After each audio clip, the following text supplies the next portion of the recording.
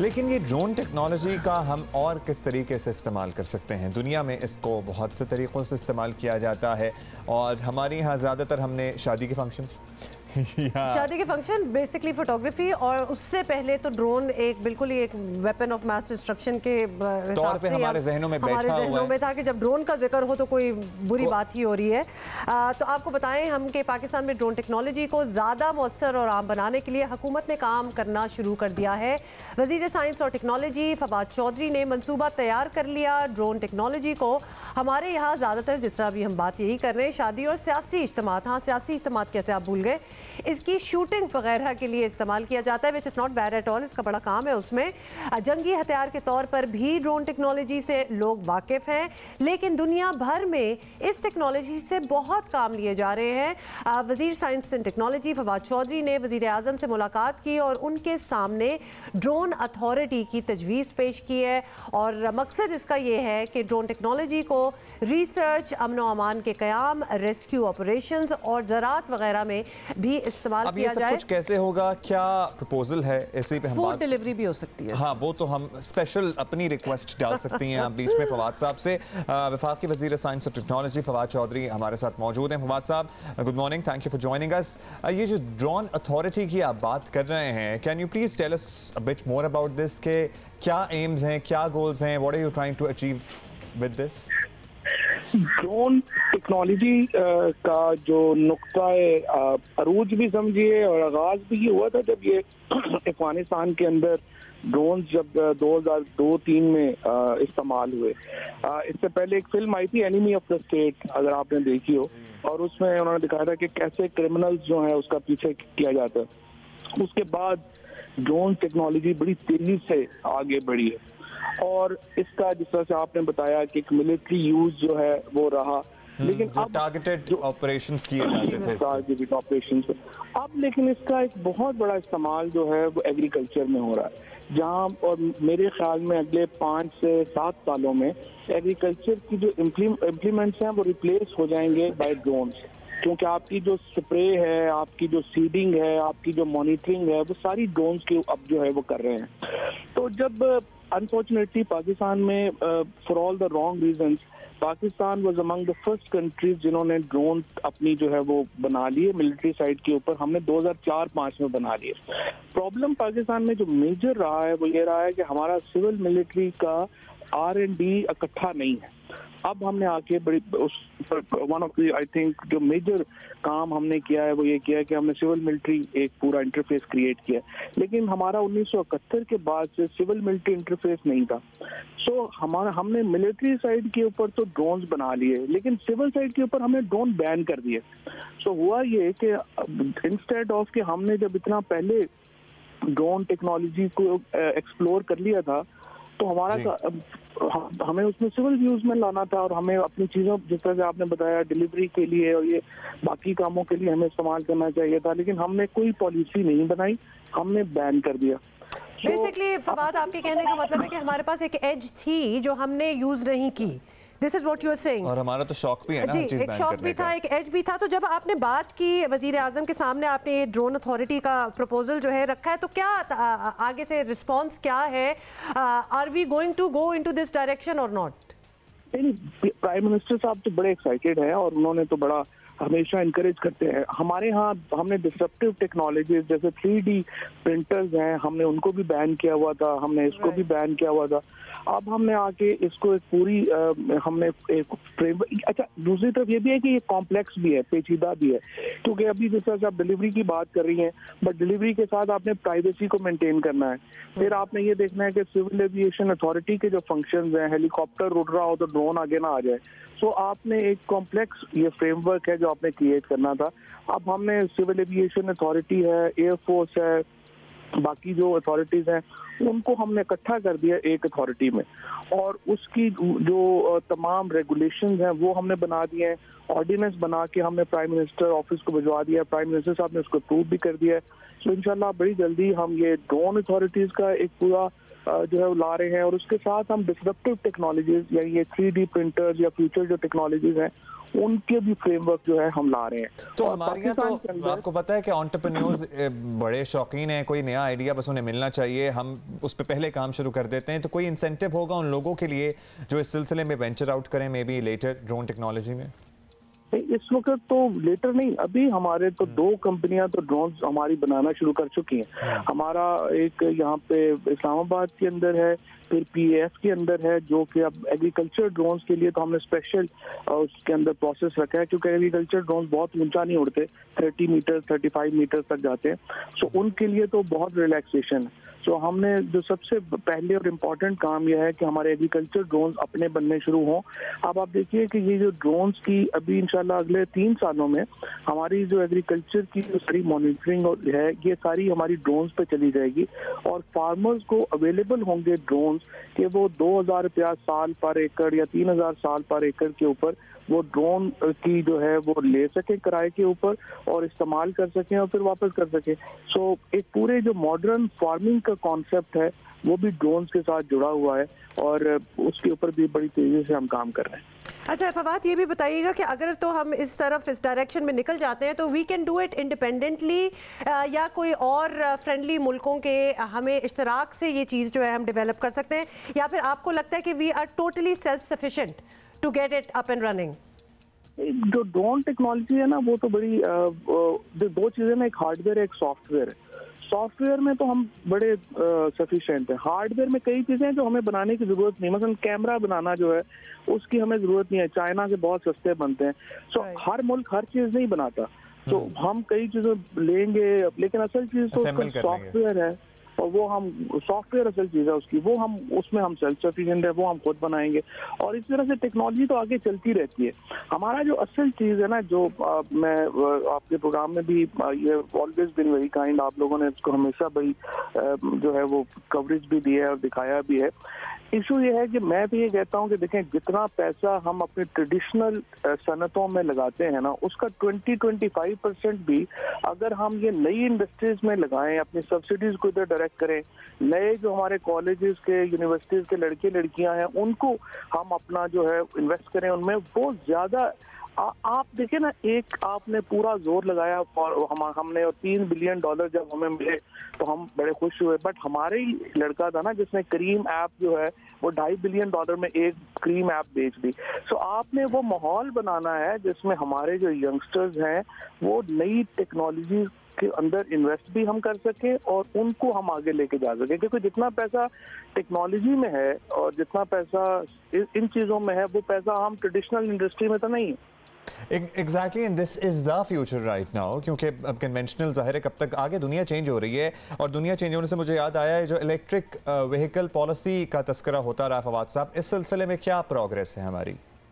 Electric vehicle में तो देखें हम बड़े आगे चले गए। 2 आई मस्ट से कि मैं जो बड़ा इसके ऊपर जो है वो इस हुकूमत में हमें क्रेडिट जो है वो मैं लेना चाहूँगा। एक तो देखिए हेल्थ सेक्टर की जो इलेक्ट्रोमैग्नेटिक जो हमारे इंस्ट्रूमेंट्स थे जो पाकिस्तान में बिल्कुल नहीं बन रहे थे, वेंटिलेटर से अब हम शुरू हुए हैं। इस साल इंशाल्लाह हम अपना डायलिसिस और एक्सरे मशीन भी हम अपने बनाना शुरू कर देंगे और ये बहुत बड़ी इंपोर्ट की हमारी जो रिप्लेस हो जाएगी अगले 2 से 3 सालों में।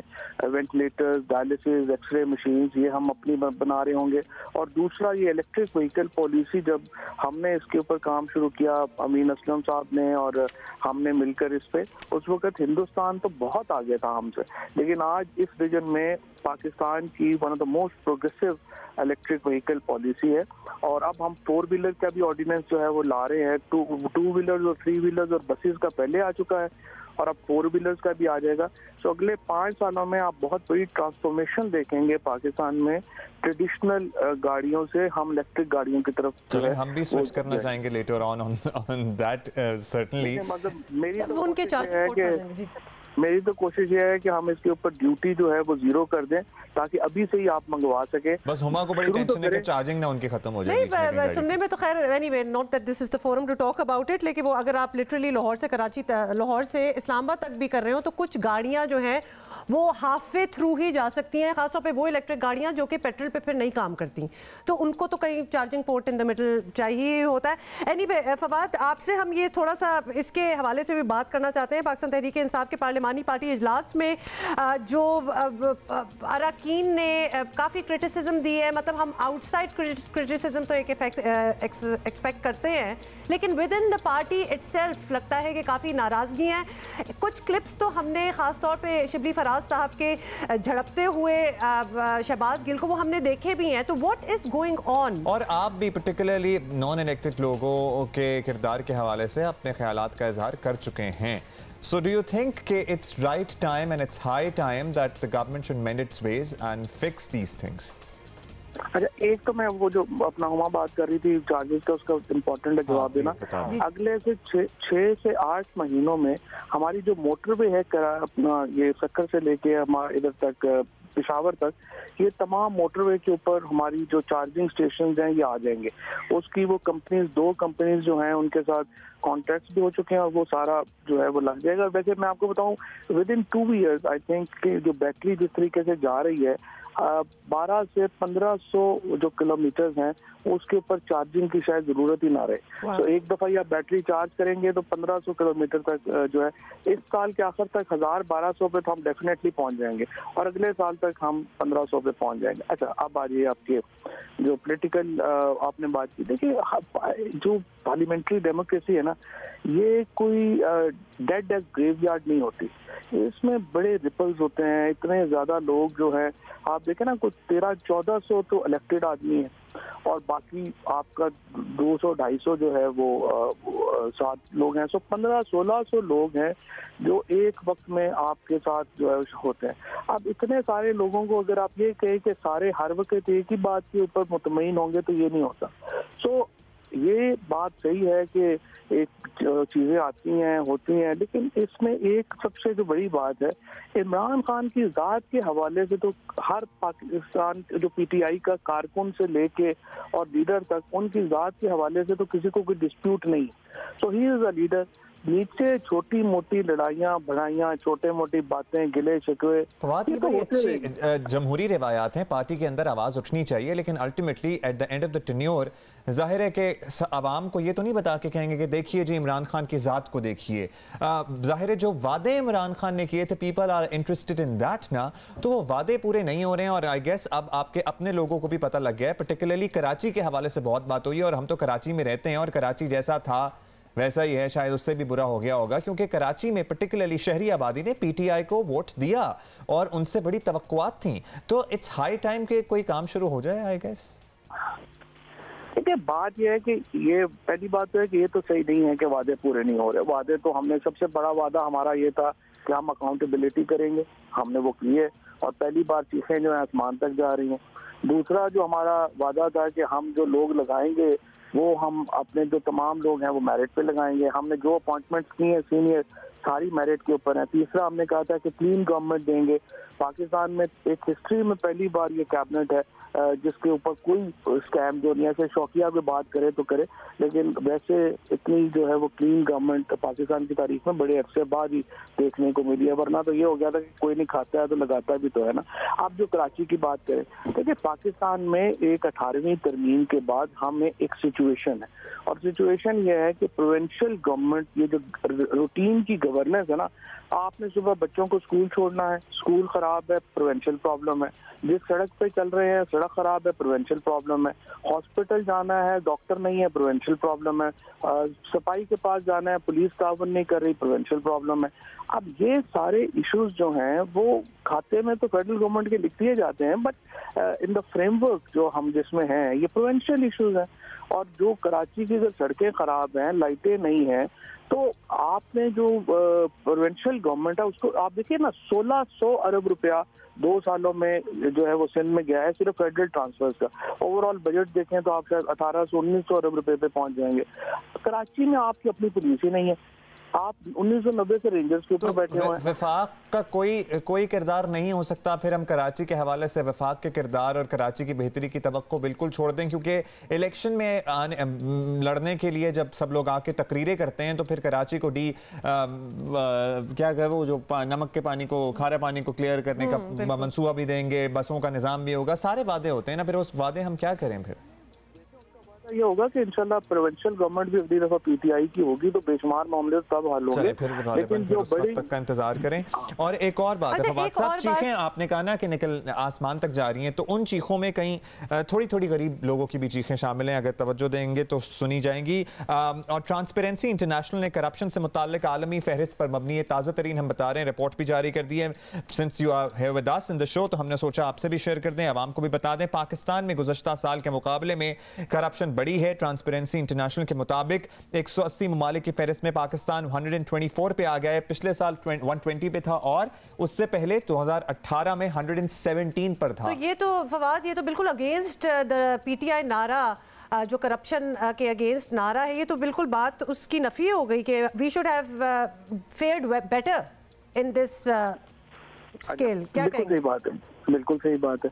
अगेन मैंने, अगर आप देखेंगे तो मैंने आपसे ये कहा था कि जो फेडरल कैबिनेट के ऊपर जो हमने बड़े अरसे बाद देखा है कि एक स्कैम फ्री फेडरल गवर्नमेंट है। जहाँ तक ये इंडेक्स का ताल्लुक है, वो ताल्लुक है परसेप्शन से। परसेप्शन अगेन दोबारा, जिस तरह मैंने तमाम आपको महकमे गिनवाए हैं, ये प्रोविंशियल महकमे हैं।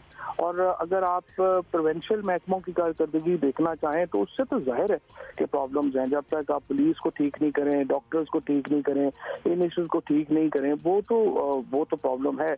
और इसीलिए मैं तो हमेशा कहता हूँ कि 18th अमेंडमेंट के ऊपर और हमें एनएफसी फ्रेमवर्क के ऊपर बातचीत करनी चाहिए, दोबारा बैठ के देखना चाहिए कि ये कैसे हम चलेंगे। तो फवाद, सिर्फ सिंध में आपके ओपोनेंट हैं, पंजाब में आप हैं, KPK में आप हैं, बलोचिस्तान में आपके इत्तेहादी हैं, तो प्रोविंशियल मैटर्स फिर कौन ठीक करेगा?